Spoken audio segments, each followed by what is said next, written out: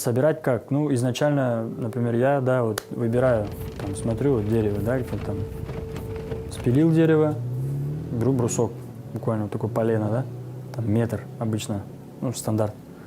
Естественно, дерево после того, как его спилить, нужно будет, чтобы оно просушилось. И, конечно, хорошо, если оно просушится пару лет. То есть естественные сушки. То есть год, два, а в идеале, конечно, еще больше.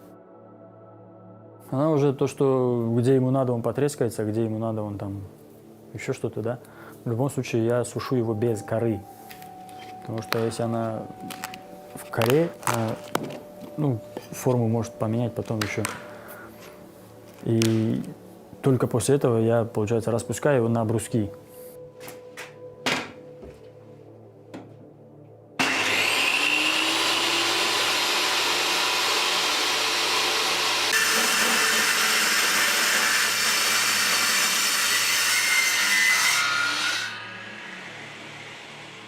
Не, ну, вообще мне говорят, что я творческий с детства. Вот. Все почему-то думали, что я буду танцевать. Я даже когда поступал, пошел на факультет хореографии, но мне сказали, давай на другой факультет, и отправили меня на режиссуру. И пока учился в училище, ну сейчас уже колледж, я начал играть на дауле, ну, на барабане. Потом я уехал служить в армию, и в армии научился играть на гитаре. После армии, когда я пришел, мне позвонил мой один друг и сказал, продается домбра, если хочешь, приезжай, забирай. Но я долго не думая, на следующий день сразу выехал, забрал домбру. Я даже играть не умел, не знал даже, как держать ее. И потихонечку что-то в интернете подсмотрел, что-то, может быть, там сам попробовал набрать. Ну, конечно, набирать сложнее мне сейчас до сих пор. А потихонечку так и научился играть.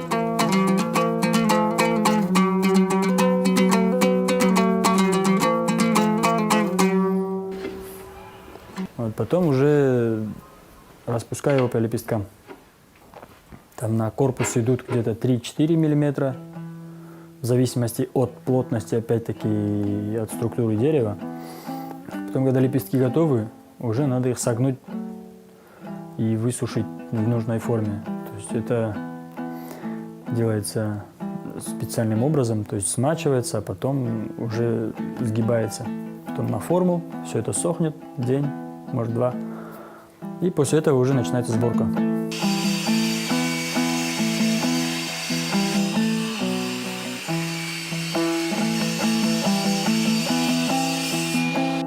В 2015 году такая возможность была научиться ее делать, то есть собирать самому. Ну, я, естественно, решил не упускать ее и научился. Можно сказать, даже до сих пор учусь. Почему? Потому что, как говорится, нет предела совершенству. И поэтому что-то для себя новое открываю уже именно на практике. Потому что знать теорию одно, а делать своими руками и, как говорится, пропускать это через себя, это в любом случае это другое. Вот с одной стороны специально шлифуем, чтобы когда мы будем ее гнуть, вот эту наружную сторону, чтобы потом с ней не мучиться, чтобы она была более-менее ровная.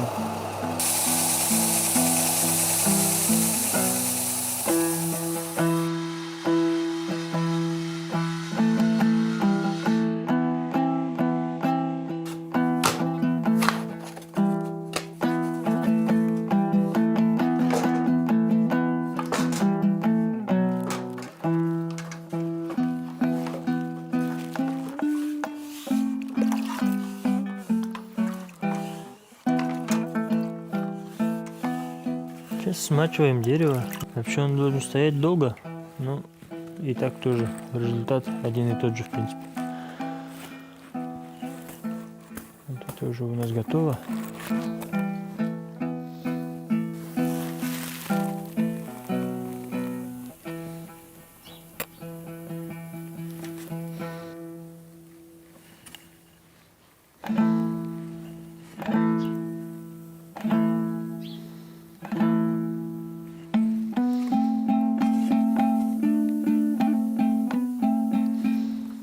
Ну, форма для сушки. Надо поставить сюда. И зафиксировать его здесь вот. И оно здесь сушится. День-два.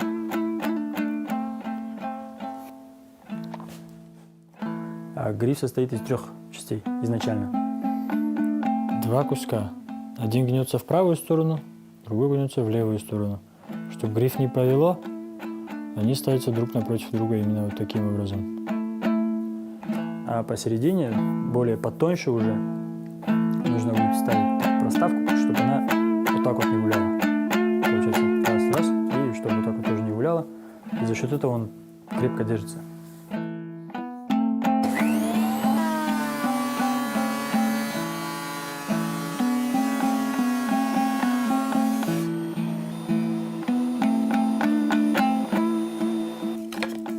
Это у нас будет гриф.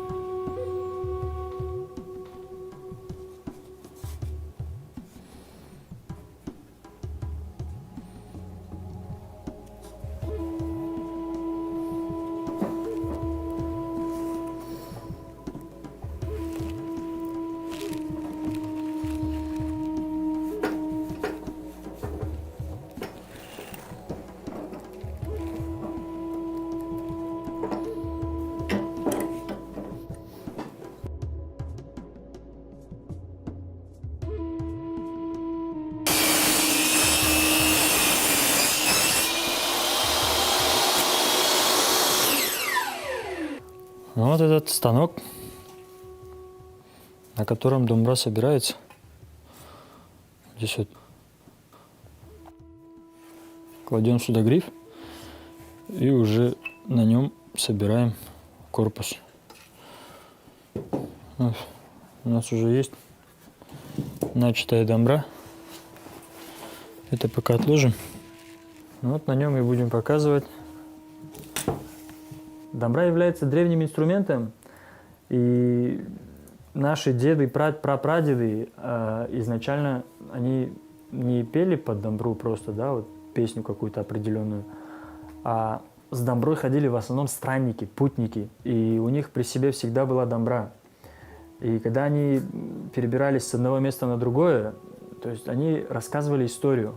Они называются акыны, акын, сказители. То есть они на домбре играли какую-то определенную мелодию и рассказывали то, что они видели в своей жизни. И от этого и складывалась история. Это был такой, наверное, передатчик информации, то есть СМИ своего рода. Тут, если поближе посмотреть, гриф сначала приклеиваем с 2 сторон и сверху, дополнительно брусочки приклеиваем, чтобы у нас был шире все равно.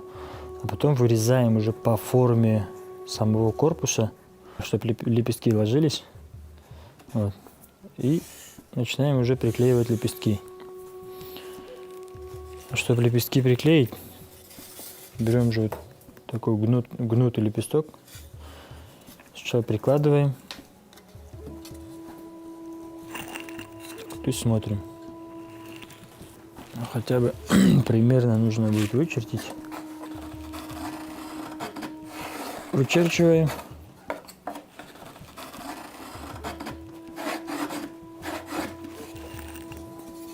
Получается, да, вручную уже додумываем траекторию, смотрим. Примерно уже понятно, потому что линия-то ровная все равно. Сюда выводим ее. Тоже. И вот этот надо будет вырезать.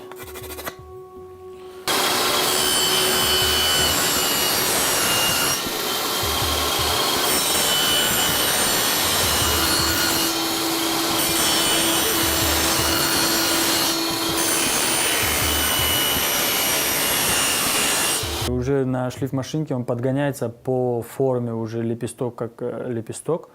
То есть он не квадратный, они, чтобы по краям их нужно будет убирать.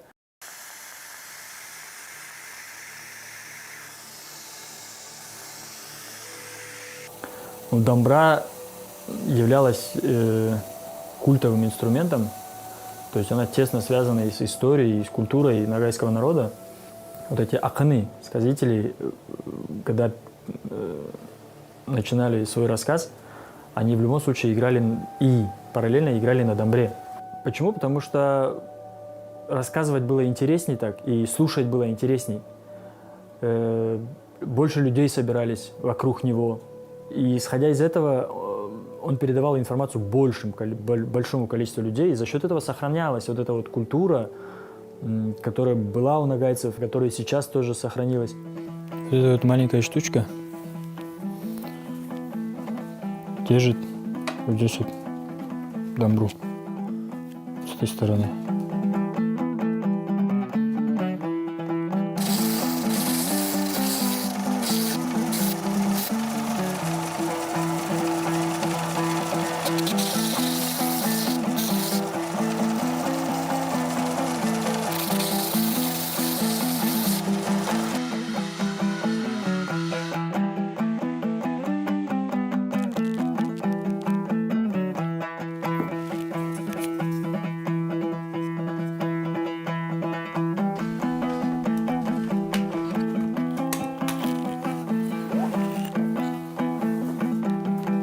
Клеить его друг к другу сейчас.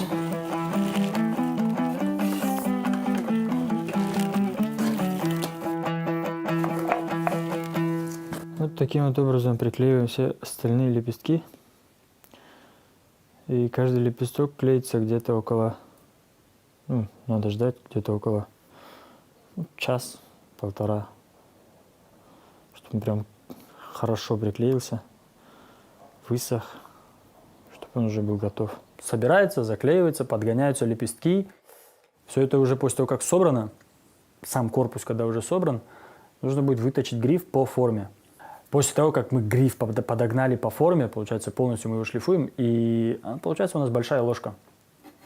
Ну все, когда уже корпус готов полностью на грифе, уже чертим деку. Надо обратить внимание по-любому, чтобы волокна были именно продольные.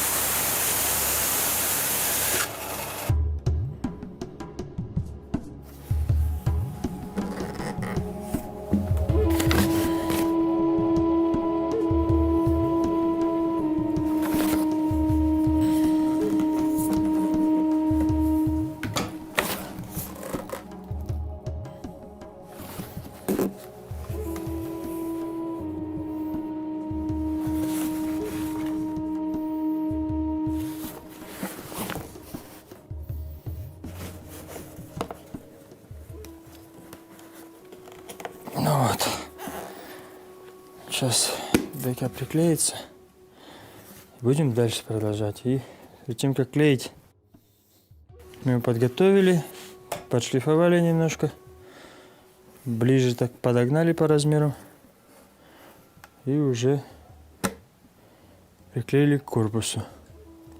Ну, самые такие сложные моменты, это, наверное, делать вот эту штучку, потому что теган, она такая маленькая, и вот эти вот штучки тоже делать, ну, мне, например, сложно, потому что это, я считаю, ювелирная работа. Вот.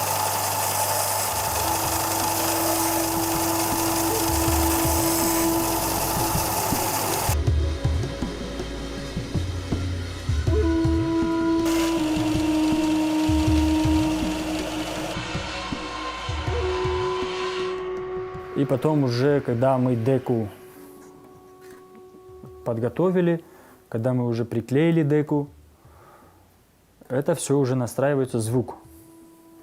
То есть мы смотрим, слушаем звук, уже какой должен быть, определяем местоположение вот этого вот порожка и рассчитываем лады. То есть вот эта длина нам дает вот этот расчет грифа. Ну, я рассчитываю, например, да, вот так же, как и меня учили, по гитарному расчету. Ну вот это вот называется тюме. Мы его сюда поставили для того, чтобы натягивать здесь вот струну. Здесь цепляем и протягиваем сюда. Здесь затягиваем колками.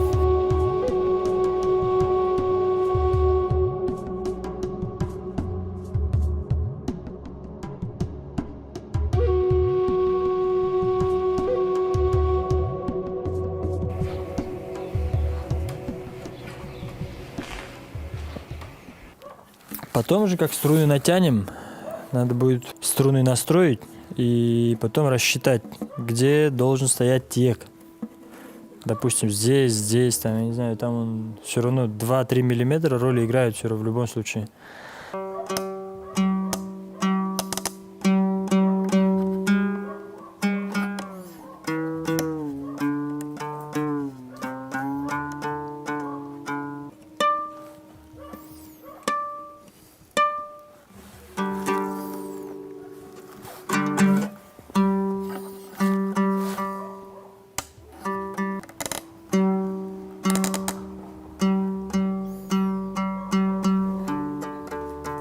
И когда уже мы поставим на точное месторасположение, потом уже после этого будем делать расчет грифа.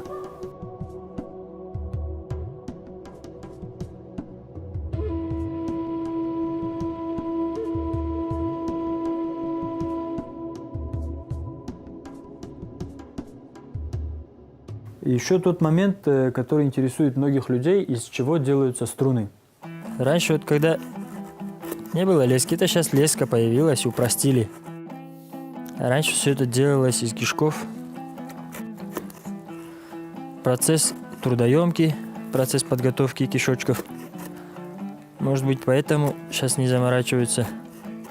А в данном случае у нас обычная рыболовная леска. После этого, как рассчитаем лады, будем уже натягивать лады. Соответственно, лады тоже мы делаем из лески, но здесь, если у нас на струнах идет 7 или 8, а здесь идет уже 6, более потоньше. Опять-таки лады можно сделать двойными, можно одиночными.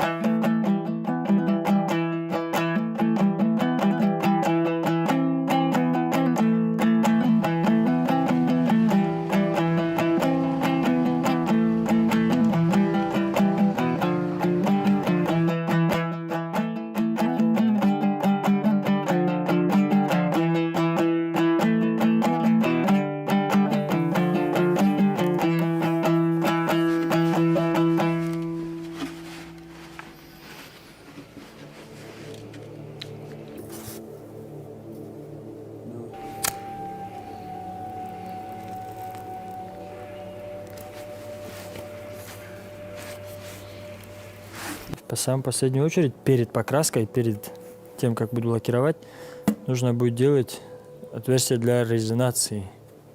Ну, после того, как мы отстроили дамбру полностью, да, уже поставили лады как надо, там выставили, уже все у нас готово, грубо говоря, да. И остается самое важное, наверное, это визуально.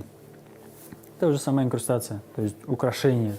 Но у украшения есть тоже свой определенный смысл. Почему? Потому что мы начинаем это уже сначала, как мы начинаем собирать дамбру, инкрустация начинается именно с того момента. Почему? Потому что вот здесь вот видно по бокам темное дерево, посередине светлое. Вот здесь вот тоже светлое и темное.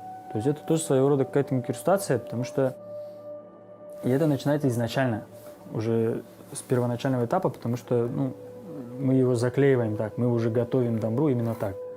Вот здесь вот эта дамбра сделана так, что между лепестками тоже такие вот линии, они не нарисованы, это шпон. То есть между ними приклеивается шпон. чтобы он очень красиво смотрелся, именно уже вот в таком виде. В верхней части деки украшение нужно почему? Потому что когда мы играем в основном здесь вот. И многие цепляют, да, деку. И из-за того, что она сильно не царапалась, ставится тоже шпон. Здесь, видите, украшение сделано в виде орнамента. То есть это уже можно по желанию человека, который заказчика, да, можно будет его родовой знак поставить здесь, в этом месте. Можно там в этом месте делать. Там есть некоторые мастера, которые здесь ставят этот родовой знак. Есть некоторые мастера, которые вот в этом месте ставят на голове, прям между колками.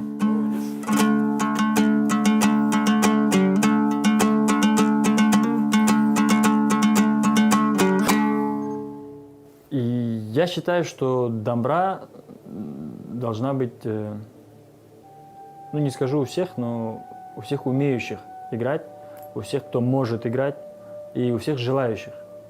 И она должна быть, она должна присутствовать в нагайской культуре и на сегодняшний день. И мы должны популяризировать именно и игру на домбре, и сам инструмент.